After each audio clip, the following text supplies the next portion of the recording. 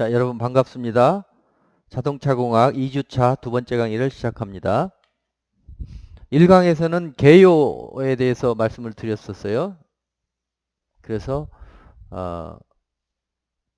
그 자동차의 그 발전사를 잠깐 설명을 드렸었고, 그다음에 효율이라는 것도 이제 총괄 효율로 접근을 해서 비교를 해야 타당하다, 그 말씀을 드렸고요. 이 총괄 효율 개념을 이제 표로 정리한 게 있어요. 표 1-3. 동력원에 따른 효율 비교. 이걸 한번 보시면 이해가 잘 될 겁니다. 동력원에 따른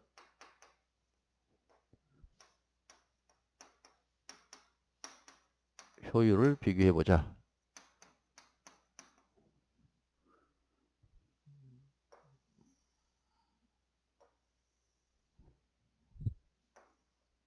자, 구분을 하는데 가솔린, 내연기관, 그다음에 디젤, 내연기관, 그다음에 하이브리드 자동차, 하이브리드 차, 그다음에 순수 전기차, 그다음에 연료전지, 수소 연료전지죠. 수소 연료전지차. 이렇게 해보면 이걸 이제 총괄 효율을 구하기 위해서 크게 하나는 well to tank, 그 다음에 탱크에서 tank to 바퀴, 휠, 이렇게 크게 두 가지로 쪼개봐. 원래 이제 처음에 나오는 well, 우물이잖아, 우물. 그러니까 그 오일로부터 출발하지. 오일이 나오는 그 원유부터 출발해서 이제 자동차 탱크까지 올 때까지의 효율. 그걸 여기서는 연료 생산 효율이라고 우리말로 하면은 연료 생산 효율. 원유서부터 자동차 탱크까지 들어갈 때까지 연료 생산 효율이 몇 프로냐? 그 다음에 자동차 탱크로 들어가서 바퀴까지 이제 엔진과 부대 장치 해서 효율이 있을 거 아니에요. 그걸 이제 차량 효율이지. 차량 효율 해서 두 가지를 곱해서 이제 총괄 효율, 오버롤 efficiency, 오버롤 efficiency라고 하고, 우리말로 총괄 효율이라고 하자. 총괄, 전체 총효율 또는 총괄 효율이라고 해서 한번 비교를 해보자는 거예요. 이렇게 비교하면 좀 의미가 있을 겁니다. 가솔린은 well to tank, 연료 생산 효율이 88%. 그런데 이제 탱크에서 자동차 그 탱크에서 바퀴까지 효율이 낮아. 18%. 그래서 곱하면 총괄 효율이 16%쯤 됩니다. 16%. 디젤은 약간 높아요. 연료 생산 효율이 89%, 그다음에 차량 효율이 22%, 그래서 총괄 효율이 20%. 하이브리드는 이제 여기에 전기가 얹혀지는 거니까 좋아지겠지. 근데 이제 연료 생산 효율은 뭐 똑같고, 이거 지금 연료로 하는 것은. 그다음에 이제 차량 효율에 전기가 들어가니까 거기서 효율 상승 효과가 있겠죠. 그래서 30%. 총괄 효율로 환산하면 26% 정도 된다고 그래요. 그다음에 이제 전기차는 이제 이 원유서부터 연료서부터 전기까지 만들어야 되겠지. 전기까지 오는데 전기로 만드는데 26%, 이게 낮아.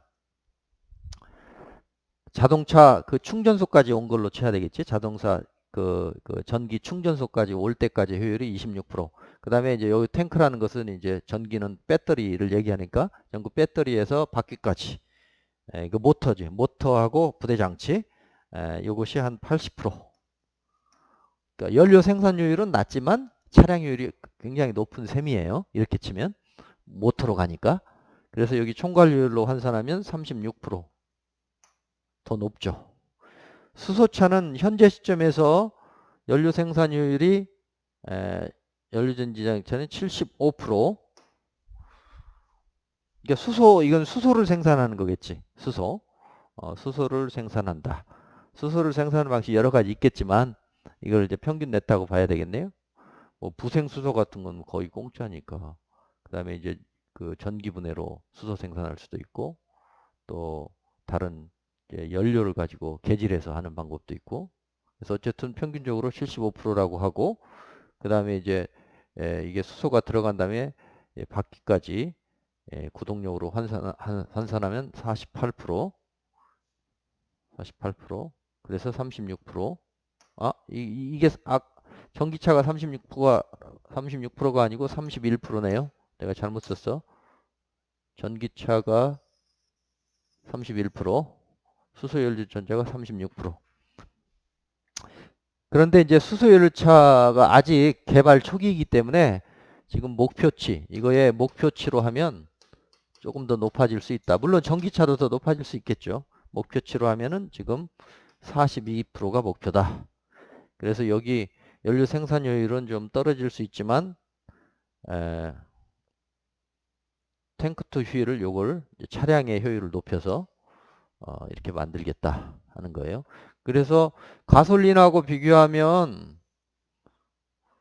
전기차나 수소차가 두 배 이상이 될 수가 있지, 효율이. 오리지널 그 연료서부터 출발해서 그 자동차 구동력까지 비교하면 이렇게 됩니다. 그래서 이걸 잘 기억을 해 두시면 좋을 것 같아요.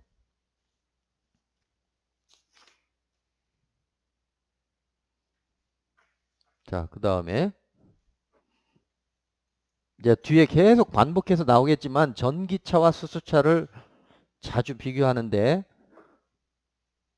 현재까지의 그 현재 상황에서 비교하면 전기차와 수소차 강점, 약점 이렇게 비교해서 볼 수 있겠죠? 전기차의 강점은 뭐예요? 전기차의 강점은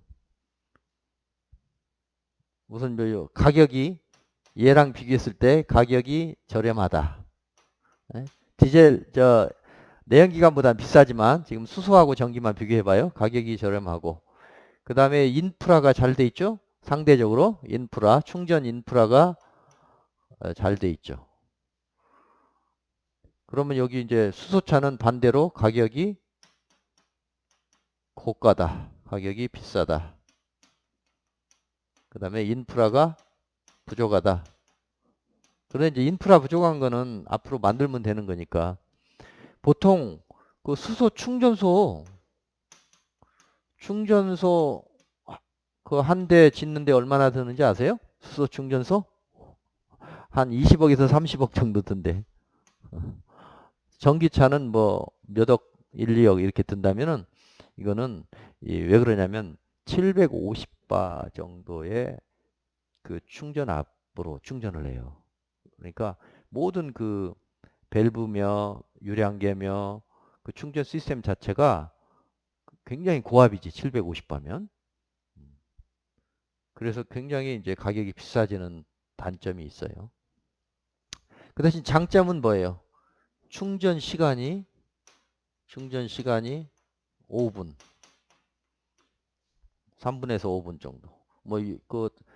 그 수소 탱크가 크면은 한 5분, 작은 걸 쓰는 그 자동차는 한 3분. 그리고 한번 충전해서 갈 수 있는 거리 있죠? 1회 충전 시 주행거리라고 할까? 주행거리가 최근에 나온 제일 주행거리 큰 것이 이제 뭐죠? 그 현대 넥손가? 그게 한 600km 600km 간대. 그러니까 보통 현재 수소차가 400km, 500km, 600km 정도 가요. 한 번 충전에. 전기차는 뭐 한 200km, 300km. 뭐 요즘엔 뭐 400km도 간다고 하는데 이게 지금 충전 시간이 전기차는 약점이죠. 충전 시간이 보통 한 8시간. 급속으로 하면 급속 충전으로 하면 뭐 그래도 한 30분, 20분에서 30분. 그러니까 이게 치명적인 약점이에요. 우리가 저기 주유소 가서 주유하는데 뭐 한 1, 2분이면 되잖아, 현재. 그러니까 수소차는 그것보다 좀 더 긴 거고. 그쵸? 수소차 5분도 좀 길다고 느껴질 수 있어요. 그런데 2, 30분 한다고 치면은 답답할 노릇이죠. 그래서 이거는 이게 한번 충전해서 이제 그걸로 하루 일과를 다 볼 수 있는 그런 상황에서 쓰면 좋을 거고, 좀 멀리 가는 경우는 수소차. 어? 또 큰 차 멀리 가는 차는 수소차. 좀 작고 천천히 달릴 만한 차는 전기차. 물론 이제 전기차도 뭐 가속 능력이나 이런 것들은 점점 개발되고 있어요. 어쨌든 비교해 보면 전기차보다 수소차가 좀 비싸고 현재까지는 인프라가 부족하지만 강점은 충전 시간이 훨씬 짧고 충전 시 주행 거리가 크다. 그래서 훨씬 더 미래의 그 가능성이 높아 보인다. 이렇게 보면 되겠어요. 처음에 작년, 재작년까지만 해도 국내 이런 제가 가끔 모니터링을 하면 수소차의 부정적인 얘기가 굉장히 많았어요. 이거 위험하다, 뻥 터지면 큰일 난다. 이미 전기차 인프라 잘 돼 있고 하는데 이게 낫다 그랬는데 최근에는 많이 달라졌어. 왜 그래요? 정부에서 미니까. 그리고 정부에서 혼자 미는 게 아니고 유럽에서도 밀어요. 유럽. 또 중국, 일본 이런 데서 다 이제 수소 경제 얘기를 하거든. 전 세계적으로 이제 수소 경제 시대로 가는 것 같아. 물론 경제가 전기와 같이 가는 거지.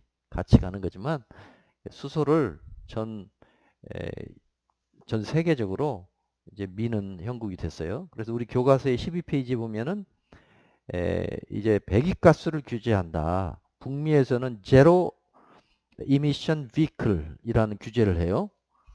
규제. 세계적 국제 규제를 보면 미국 중심으로 북미는 배기가스 규제를 하는데 주로 제로 이미션 비클, 이미션 배출가스를 제로로 만들자. 제로 이미션 비클 이런 규제를 해요. GV 규제, 제로 이미션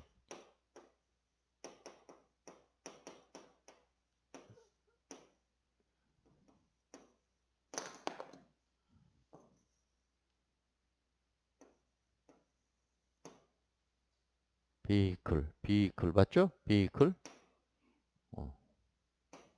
그 다음에 유럽은 CO2 규제, CO2 규제.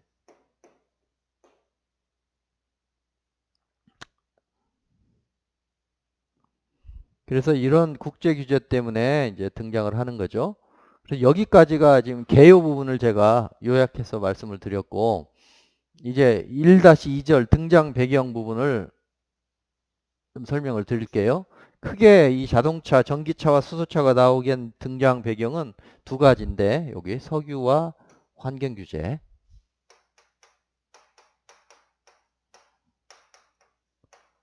석유가 고갈된다. 첫 번째, 석유 고갈. 두 번째, 환경 규제가 국제적으로 생긴다. 석유 고갈은 지금 석유를 얼마나 생산할까요?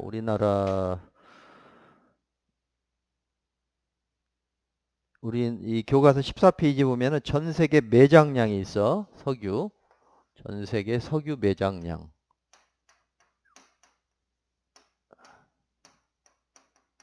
석유 매장량이 1조 7천억 배럴이랍니다. 1조 7천억 어, 배럴. 이게 어느 정도인지 이제 환산을 해봐야 되겠네. 1배럴은 1배럴. 1배럴은 어느 정도죠? 이게 배럴이 석유 이렇게 여러분들이 뉴스에 보면 석유통 있잖아. 이렇게 석유 큰 통 하나. 그 통이야. 통을 배럴이라고 하는데 이 1통. 배럴 단위로 이제 팔잖아요. 1배럴이 얼마냐면 159리터. 158.9. 159리터예요. 갤런으로 하면은 42갤런. 지금 1배럴당 원유 가격이 얼마나 되지? 혹시 뭐 이제 주식 관심 있는 사람들은 요즘은 경제 뉴스 보면 주가 얘기하죠. 미국의 뭐 다우지수가 어떻고 나스닥이 어떻고 S&P가 어떻고 한국은 또 뭐 코스피 뭐 코스닥 얘기하지. 그다음에 이제 상품 얘기할 때 꼭 원유 얘기를 해. 원유. 배럴당 크게 두 가지를 많이 얘기하는데 서부 텍사스, 웨스트 텍사스 중진류라고 해서 뭐 인터미디엇 이렇게 얘기하는데 WTI 이게 내가 오늘 아침에 이게 이제 수업 때문에 찾아보니까 계속 변하니까 43불이네요. 43불 오늘 날짜로 43달러야. 배럴당 이만한 통이죠. 159리터니까 한 이만한 통 되겠죠. 거기에 원유가 들어가 있는데 43불. 그 다음에 또 대표적인 게 브렌트유라고 있어요. 약간 더 비싸요. 브렌트. BRENT. 브렌트가 46불 돼요. 그러면 전체 1조 7천억 배럴 곱하기 이 가격 하면은 이게 이제 금액으로 환산도 될 수 있겠죠? 어마어마하게 많은 그런 매장량을 가지고 있어요. 근데 지난번에 그 코로나 사태 때문에 한번 그 주가도 폭락하고 석유값도 폭락한 적이 있는데 혹시 뉴스에서 본 적 있어요? 그때 이 석유 1배럴당 가격이 마이너스가 된 적이 있어. 마이너스. 재밌는 현상이야. 마이너스가 어떻게 가능할까? 그 마이너스라는 건 무슨 뜻인가? 돈을 줄 테니까 가져가세요 이거야. 왜 그랬을까? 이걸 사서 이제 가격이 쭉 떨어지니까 이걸 사서 저장하기 시작하는데 더 이상 저장할 수 없게 된 거야. 그리고 이 코로나 사태로 경제가 안 들어가니까 원유가 사용이 안 되는 거야. 보관료만 나가. 그러니까 그냥 가져가라고 한 거예요. 한때 잠깐 그랬어. 그랬다가 지금 다시 이제 회복이 된 거죠. 이게 그 원유 가격이 치솟을 때는 뭐 100불, 150불 이렇게 높이 올라가기도 해요. 워낙 춤을 춰. 경제가 활성화되면 올라가고 경제가 활성화 안 되면 내려가고. 그다음에 이제 석유 그 매장 국가들 있죠? 오펙이라고 들어봤지? 그 중동의 석유 그 조합 같은 거죠. 국가 조합. 거기에서 이제 매장량을 컨트롤하고. 그런 그 상황을 좀 이해하셔야 돼요. 그래서 어쨌든 석유 매장량이 1조 7천억 배럴이다.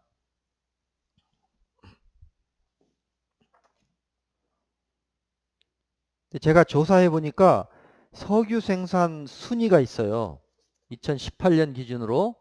그러면 나라별로 석유 뭐 매장량하고 또 생산량은 다를 수 있겠지. 생산량이 더 중요하니까 국가별로 2018년 기준으로 석유 생산량 순위를 제가 조사를 해보니까 1등이 어딜까요?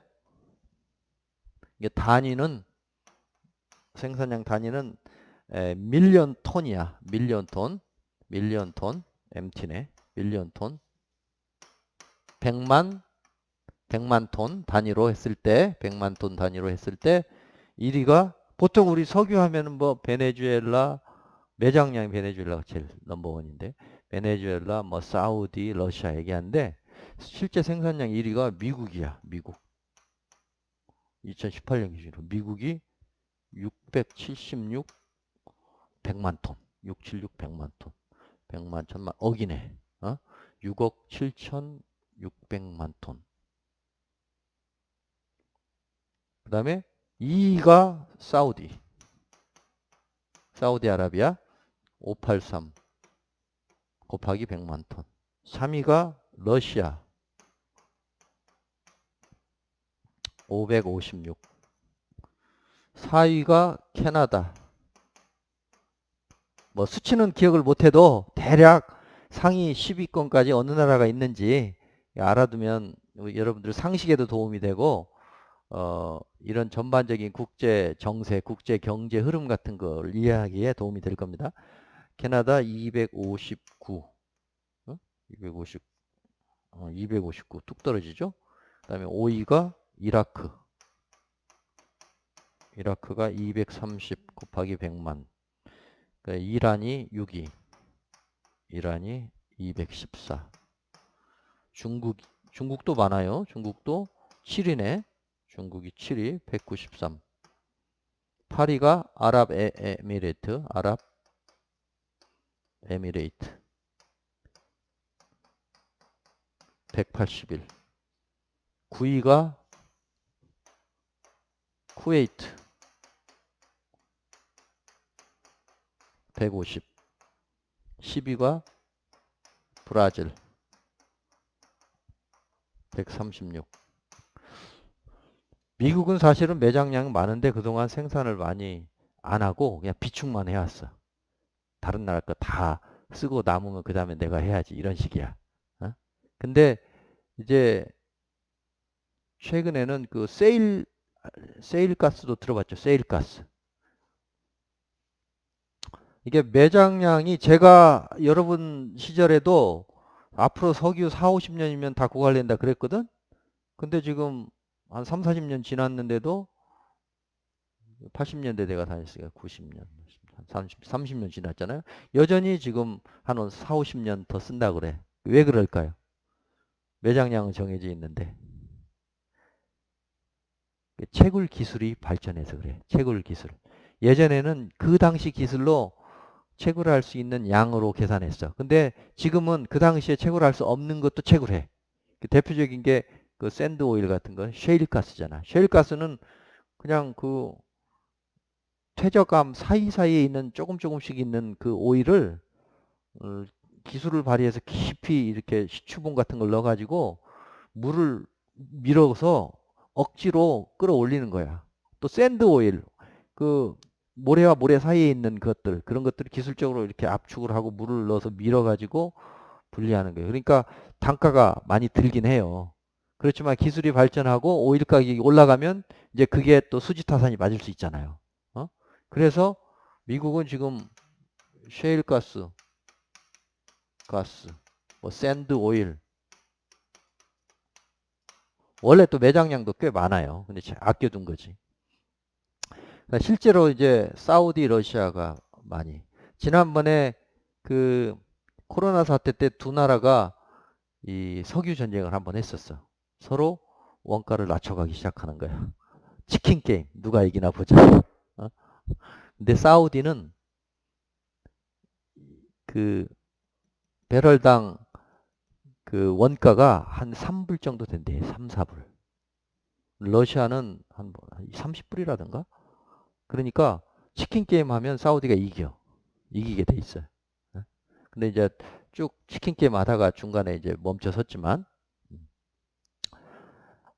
그래서 지금 그 배럴당 가격이 굉장히 중요한 거예요. 배럴당 가격이 만약에 30불 이하가 되면은 뭐 러시아라든가 뭐 어떤 나라들은 치명적인 타격을 받는 거지.